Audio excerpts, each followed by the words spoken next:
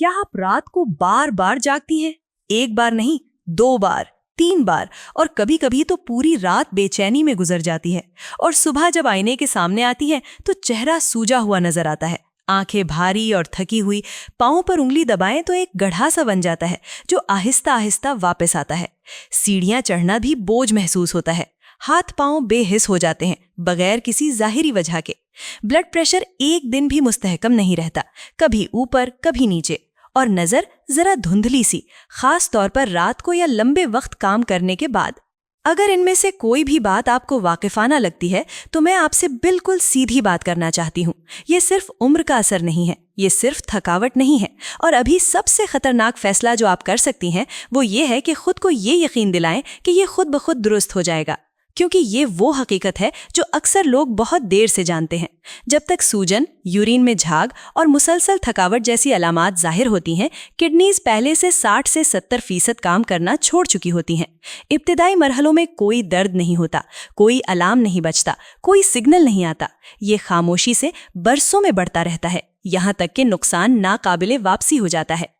دنیا بھر میں لاکھوں افراد اس وقت کڈنیز کے گھٹتے ہوئے فنکشن کے ساتھ زندگی گزار رہے ہیں، اور انہیں بالکل بھی معلوم نہیں۔ یہی خاموشی سب سے بڑا خطرہ ہے۔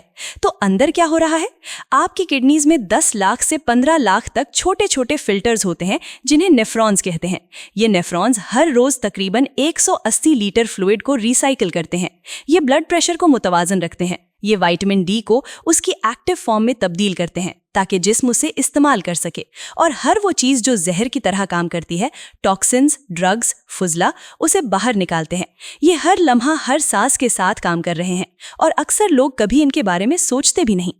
لیکن جب بلڈ شوگر مسلسل بلند رہتی ہے تو ایک عمل شروع ہوتا ہے جسے گلائکیشن کہتے ہیں۔ شوگر ان نیفرونز کے پروٹینز کے ساتھ بانڈ بناتی ہے، اور ایسے کمپاؤنڈز بنتے ہیں جنہیں ایڈوانسڈ گلائکیشن اینڈ پروڈکٹس یا AGEs کہا جاتا ہے۔ یہ کمپاؤنڈز ان فلٹرز کو آہستہ آہستہ تباہ کرتے ہیں، خاموشی سے، بغیر درد کے، برسوں تک، یہاں تک کہ جو پروٹینز جسم میں رہنی چاہیے تھیں وہ یورین کے ذریعے باہر نکلنے لگتی ہیں، اور یہی وہ لمحہ ہوتا ہے جب ڈاکٹرز رینل ڈیمیج کی تشخیص کرتے ہیں۔ میں چاہتی ہوں کہ آپ اس ویڈیو سے یہ بات ضرور لے کر جائیں، کڈنیز کی حفاظت کا حل شاید آپ کی اپنی باورچی خانے میں پہلے سے موجود ہے۔ کوئی مہنگا سپلیمنٹ نہیں، کوئی نسخہ نہیں، کوئی سائیڈ ایفیکٹس نہیں، بس 3 چیزیں صحیح طریقے سے مستقل مزاجی کے ساتھ۔ اور میں نے سب سے اہم چیز اس ویڈیو کے بالکل آخر کے لیے بچائی ہے، کیونکہ جب آپ سمجھیں گی کہ یہ کیسے کام کرتی ہے تو محسوس ہوگا کہ اس کا انتظار واقعی ضروری تھا۔ درمیان میں ایک 2 انگریڈینٹ کمبینیشن بھی بتاؤں گی جو ایک انگریڈینٹ کی ایفیکٹونیس کو 2000% تک بڑھا سکتا ہے۔ میرے ساتھ رہیں۔ آئیں پہلے اس چیز سے شروع کریں جسے اکثر لوگ پلیٹ میں محض سجاوٹ سمجھتے ہیں، سیلڈ۔ کوئی مہنگا سپر فوڈ نہیں، کوئی ہیلتھ سٹور کا کیپسول نہیں، بس کچی سبزیوں کا ایک سادہ کٹورا، کھیرا، ٹماٹر، پالک، بند گوبھی، جو بھی تازہ میسر ہو۔ اکثر لوگ چند پتے کھاتی ہیں، باقی ایک طرف ہٹا دیتی ہیں اور سمجھتی ہیں کہ فرض ادا ہو گیا، لیکن ان پتوں کے اندر کچھ ایسے کمپاؤنڈز ہوتے ہیں جنہیں فائٹو نیوٹرینٹس کہتے ہیں، اور یہ قدرت میں موجود کڈنی پروٹیکٹیو سبسٹنسز میں سے انتہائی قوی ہیں۔ تحقیق سے ثابت ہوا ہے کہ یکساں بلند بلڈ شوگر والے 2 ڈائبیٹک مریضوں میں سے وہ شخص جس نے فائٹو نیوٹرینٹس باقاعدگی سے لیے، اس میں کمپلیکیشنز نمایاں طور پر کم ہوئیں۔ فائٹو نیوٹرینٹس میں اینٹی آکسیڈنٹ خصوصیات ہوتی ہیں۔ یہ ہائی بلڈ گلوکوز سے ہونے والے آکسیڈیٹو ڈیمیج کو نیوٹرلائز کرنے میں مدد دیتے ہیں۔ یہ نیفرونز کو اس آہستہ تباہی سے بچاتے ہیں جو گلائکیشن کی وجہ سے ہوتی ہے، اور کڈنی فنکشن کو معمول کے قریب رکھنے میں معاون ہوتے ہیں۔ تاہم یہ وارننگ انتہائی ضروری ہے۔ اگر آپ کی کڈنیز پہلے سے بہت زیادہ ڈیمیج ہو چکی ہیں تو زیادہ مقدار میں کچا سیلڈ نقصان دہ ہو سکتا ہے۔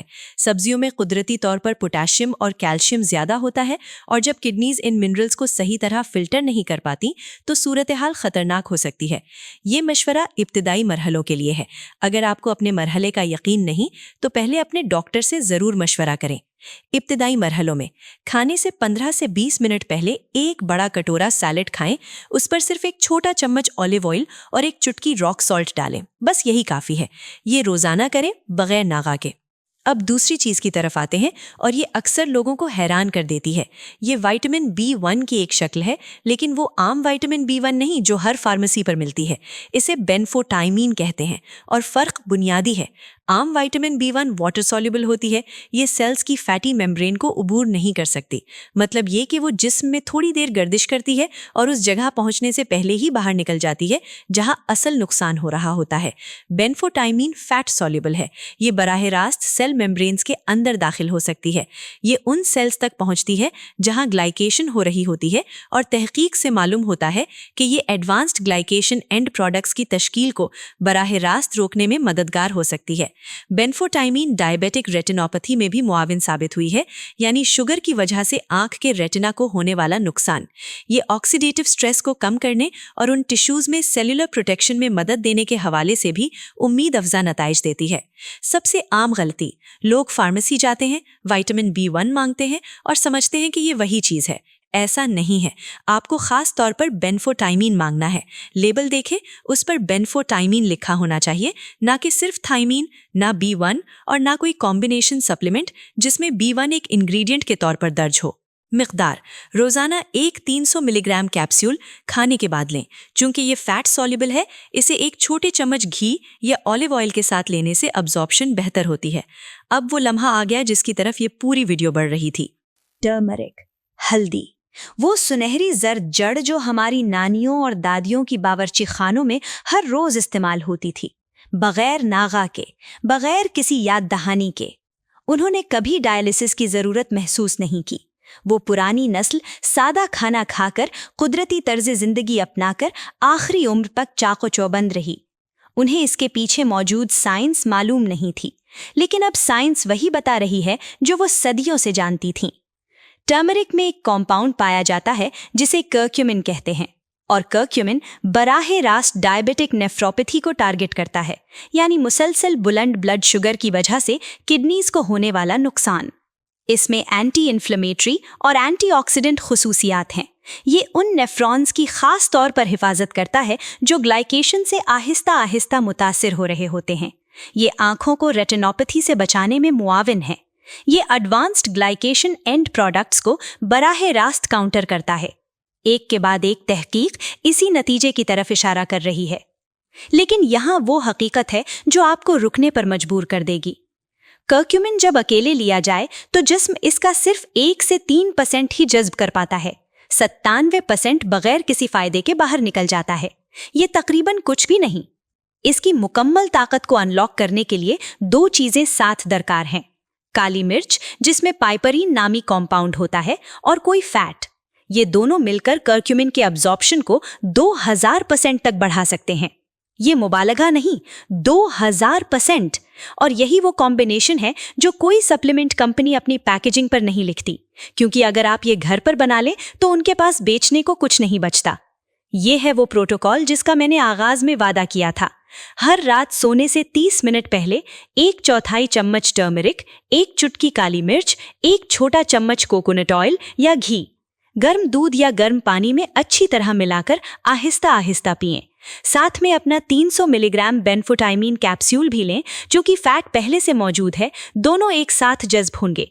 अब आप समझ गई होंगी कि मैंने इसे आखिर के लिए क्यों बचाया।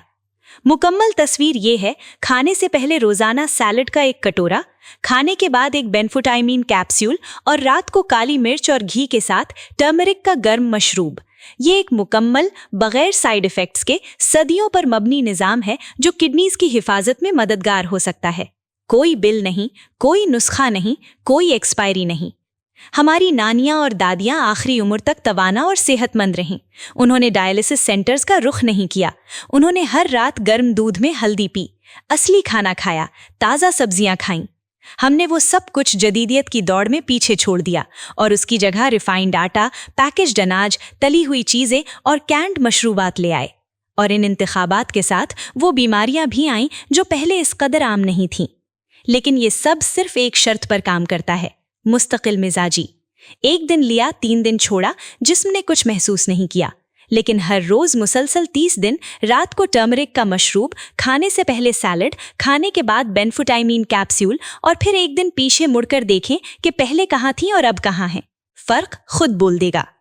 अगर ये मालूमात आप तक पहुंची हैं तो इन्हें आगे जरूर पहुंचाएं। किसी ऐसे शख्स के बारे में सोचें जो रात को बार बार जागता है, जिसका चेहरा सुबह सूजा होता है, जो ये समझता है कि ये तो सिर्फ उम्र का असर है। کوئی پیرنٹس، کوئی دادا دادی، کوئی بھائی بہن، کوئی دوست جن کی کڈنیز وقت سے پہلے متاثر ہو رہی ہیں اور انہیں معلوم بھی نہیں، انہیں یہ ویڈیو بھیجیں۔ یہ ان کے لیے ایک تحفہ ہو سکتا ہے، کیونکہ ان کا حل پہلے سے ان کی باورچی خانے میں موجود ہے، بس کسی نے بتایا نہیں تھا۔